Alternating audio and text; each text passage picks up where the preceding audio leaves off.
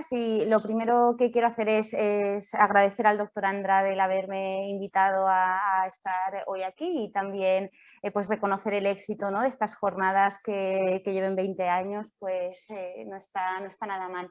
El título de mi presentación es ¿qué sabemos del COVID en la cirrosis hepática? Y primero quería recordar que es un virus que también tiene un cierto tropismo por el hígado, ¿no?, y que hay estudios in vitro que han demostrado que las células hepáticas, los hepatocitos, se pueden infectar con el virus y que colangiocitos, hepatocitos y células sinusoidales tienen el receptor AC2, con lo cual el virus puede entrar en el hígado. Además, tenemos datos generados en pacientes, en biopsias post-mortem, en los que se ha visto partículas del virus dentro de los hepatocitos, junto con una gran disfunción y afectación mitocondrial y apoptosis celular, y que especialmente donde tiene tropismo el virus es por la vasculatura portosinusoidal, y prácticamente todos los pacientes de los estudios de autopsias con enfermedad grave por COVID tenían afectaciones vasculares en el espacio portosinusoidal, principalmente microtrombosis a ese nivel, y también pues sobre todo esteatosis tanto macro como microvesicular y inflamación a ese nivel. Todos hemos visto cómo los enfermos con COVID grave, muchos de ellos elevan transaminasas, y cuanto más grave es la enfermedad, pues más alteración de transaminasas hay. Y esto es uno de los primeros estudios del principio de la pandemia, pero que cuando vemos estos pacientes con alteración de las transaminasas es difícil saber si esta alteración de las transaminasas es por el mismo virus o es por todo el resto de cosas que les estábamos dando, ¿no? Y cabe poner en contexto este estudio en el que al principio de la pandemia pues tratábamos a los enfermos con cóctel de diferentes fármacos, y que luego poco a poco hemos ido aprendiendo de que no todas las cosas que hacíamos pues eran beneficiosas o eran eficaces, y en este estudio en concreto lo que se vio es que los pacientes que más elevaban transaminasas eran aquellos que estaban en tratamiento con Kaletra. Esto se ha ido reproduciendo en otros estudios y hay una asociación descrita ampliamente a mayor severidad de la enfermedad por COVID, más frecuencia de alteración de las transaminasas. Sin embargo, la alteración parece que es transitoria. No se han reportado hasta ahora datos de insuficiencia aguda hepática grave. Y lo que no sabemos es qué va antes, ¿no? Realmente esta alteración de las transaminasas es un efecto citopático directo del virus que puede infectar las células, o es en contexto de sepsis grave, inestabilidad hemodinámica, ventilación invasiva, cosas que sabemos que son capaces de alterar las transaminasas. Y lo que es más importante, ¿tiene realmente valor pronóstico o no? Y los datos que tenemos hasta la fecha pues son un poco controvertidos y no podemos acabar de decir con certeza que aquellos pacientes que tienen más quitolisis van a tener más mortalidad. Pero lo interesante es saber qué le pasa a nuestros pacientes con cirrosis que se infectan con el virus. Tenemos hasta el día de hoy varios estudios, y yo aquí presento este que me parece pues el más completo, porque es un estudio internacional multicéntrico hecho en centros tanto de Europa como de Estados Unidos, y con un número importante de pacientes que reunieron a 745 pacientes con hepatopatía crónica, y casi 400 de ellos tenían cirrosis, y se compararon pacientes con hepatopatía crónica sin cirrosis con cirrosis contra una cohorte de enfermos sin hepatopatía infectados por el COVID. El primer mensaje es que parece que no hay diferencias en la tasa de hospitalización de los pacientes con hepatopatía crónica respecto a los pacientes con cirrosis.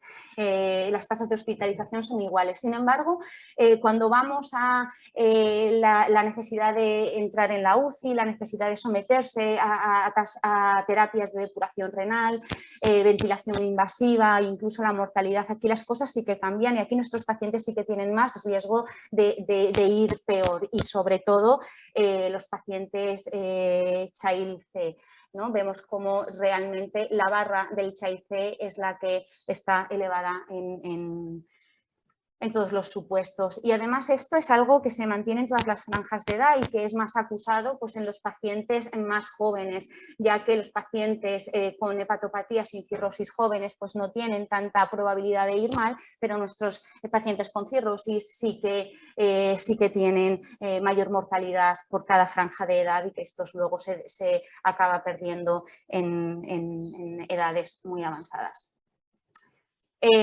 Es decir, que cuando miramos los pacientes con hepatopatía crónica sin cirrosis y los diferentes estadios de Child, siempre conforme más avanzada es la hepatopatía, los pacientes van peor. La mortalidad es mayor en los pacientes hospitalizados, Child C, en comparación con el resto, y esto va empeorando cada vez, de manera que si el paciente ingresa, tiene un COVID grave y necesita ventilación invasiva, el 52% de los pacientes con Child A muere, pero es que prácticamente todos los pacientes con Child C acaban falleciendo. Me gusta poner esta gráfica porque creo que es bastante gráfico para seguir dando el mismo mensaje, y vemos cómo nuestros pacientes con cirrosis, cuando van a la UCI y requieren ventilación invasiva, la mortalidad es muy alta.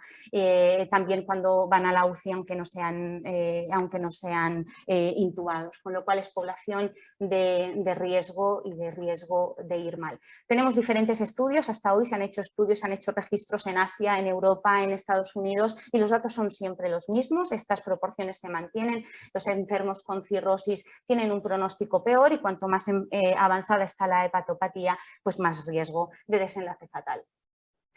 Además, ¿por qué pensamos que esto pasa y cuál es el mecanismo de que nuestros pacientes vayan mal? Es que a nuestros pacientes con cirrosis le pasan más cosas. Tienen una inflamación, un estado de inflamación sistémica mantenida, tienen un estadio de hipercoagulabilidad, además algunos están descompensados, tienen encefalopatía, tienen ascitis. Todo esto hace que el fallo respiratorio pues, aparezca mucho antes, y además tienen una deficiente inmunidad tanto humoral como celular. Que puede ayudar pues a que tengan una mayor progresión del virus. Y si hablamos de inmunidad, pues es difícil no caer y no pensar en las vacunas. Tenemos muchas vacunas disponibles hasta el día de hoy. ¿Cómo les irá a nuestros pacientes con cirrosis que son vacunados?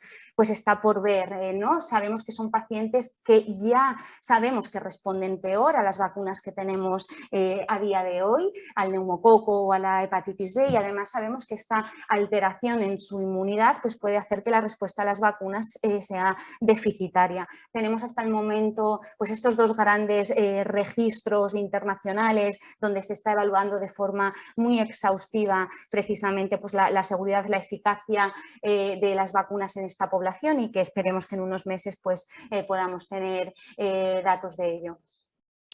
No quería acabar y hablar solamente de la cirrosis. Creo que todos somos apasionados por el hígado, y en el hígado también hay enfermedades que, aunque minoritarias, son muy interesantes, y quería remarcar aquí un estudio recientemente lanzado desde el grupo español, el registro REVAS, y que los datos españoles hicieron animar a más colegas a nivel internacional, y también se unió Baldic, y logramos unir a 1000 pacientes con enfermedades vasculares hepáticas, que para una enfermedad minoritaria es un número muy interesante, en el que tuvimos pues trombosis esplácnicas, Budd-Chiari y enfermedad portosinusoidal vascular, la antigua hipertensión portal idiopática, y lo que hemos visto es que la incidencia de enfermedad por COVID en estos pacientes con enfermedad vascular también está muy aumentada cuando la comparamos con la población general, sobre todo es para la enfermedad portosinusoidal.